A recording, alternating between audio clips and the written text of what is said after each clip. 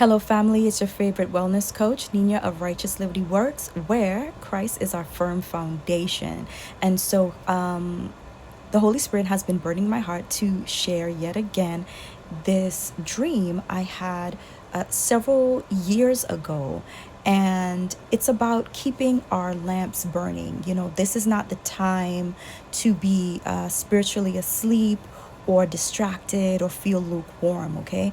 And also, the information that I'm about to share is not to incite fear or worry, but to get you to realign with Christ if you may be out of alignment, and to also, encourage you to keep your lamps burning, because a lot of times when we think it's peace and safety, there'll be sudden destruction, as it says in First Thessalonians 5 and 3. Now, Jesus told us to be like the wise virgins, right? So in the parable of the wise and foolish virgins, God asks us to be like the wise virgins, to keep our lamps full, watchful, and ready for the return of the bridegroom, because he is coming again. Okay?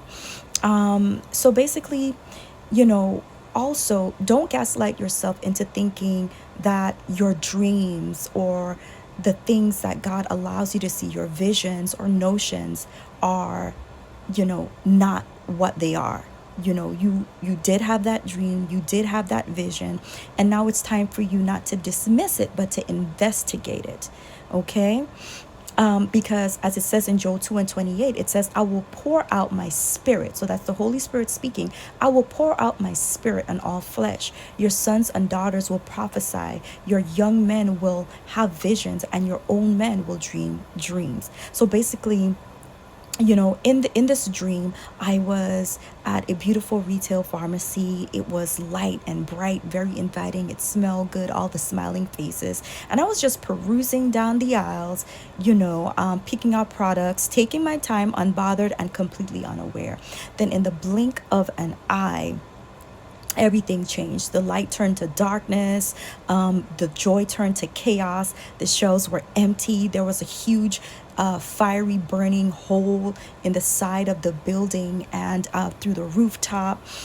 People were running, screaming, and panicking. And some were even frozen in shock.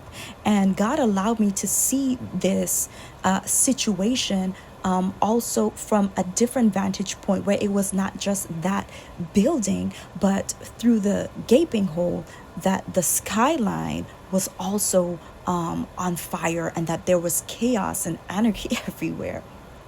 And so the